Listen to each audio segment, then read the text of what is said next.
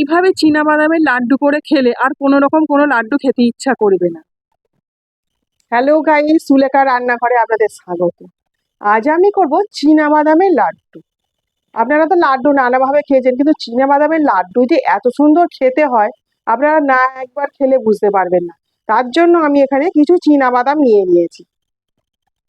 বাদামটা ভাজার জন্য আমি একটা কড়া বসিয়ে দিয়েছি।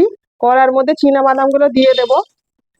বাদামগুলোকে আমি একটু ভেজে নেব শুকনো কড়াতে। বেশি লাল করে ভাজবো না, বেশি যদি ভাজা হয়ে যায় তাহলে বাদামটা তিতো হয়ে যাবে। একটু ভালো করে ভেজে নেব।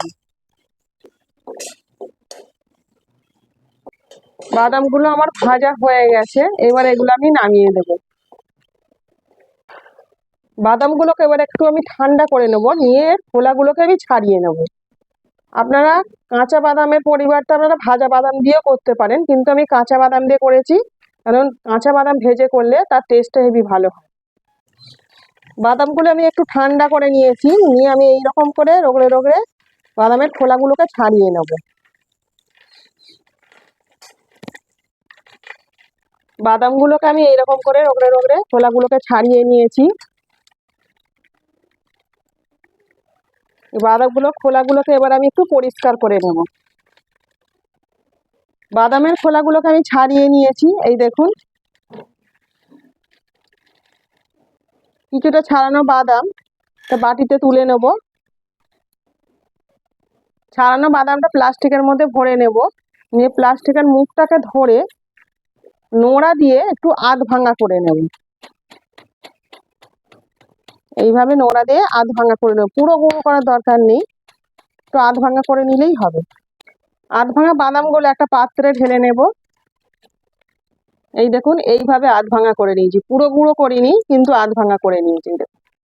বাদ বাকি বাদামগুলো একটা মিক্সিং জারে দিয়ে একটা গুঁড়ো করে নেব। বাদামগুলো মিক্সিং জারে নিয়েছি, এতে দেব 3খানা এলাচ। এলাচটা দেওয়ার ফলে ফ্লেভারটা খুব ভালো আসবে।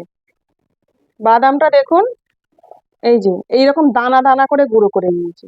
এই যে একদম মিহি গুঁড়ো করা যাবে না, খুব বেশি পেস্ট করলে কি হবে, এটা একদম মাখা মাখা হয়ে যাবে। বাদাম গুঁড়োটা একটা বাটিতে আমি ঢেলে নেব। বাদাম গুঁড়োটা একটা পাত্রে ঢেলে নিয়েছি, এতে আমি দেব 4 চামচ গুঁড়ো দুধ। গুঁড়ো দুধ নাও দিতে পারেন, কিন্তু গুঁড়ো দুধ দিলে এটা খেতে খুব সুস্বাদু হবে। দুধের সঙ্গে বাদামটাকে আমি ভালো করে মিশিয়ে নেব। বাদামের সঙ্গে দুধটাকে আমি ভালো করে মিশিয়ে নিয়েছি। আমি কড়া বসিয়ে দিয়েছি। 1 বাটি বাদাম নিয়েছিলাম, তার জন্য 1 বাটির থেকে একটু কম চিনি নিয়ে নেব। যা চিনি দিয়েছিলাম তার হাফ দেব জল। এবারে আমি চিনির শিরাটাকে তৈরি করে নেবো। চিটচিটে আঠালো একটা শিরা তৈরি করতে হবে।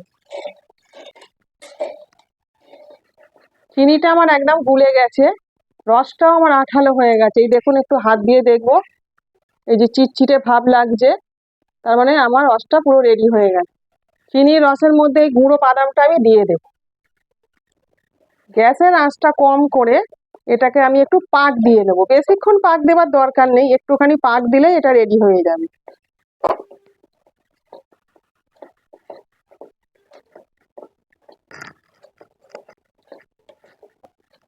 এটা এরকম পাতলা পাতলা অবস্থাতে এবার নামিয়ে নেব।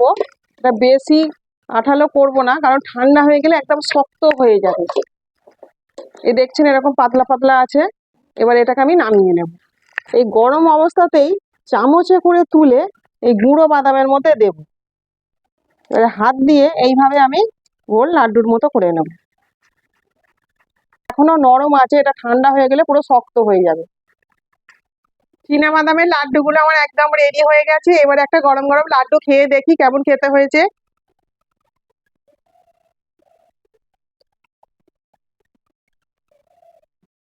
ও, সেই স্বাদ।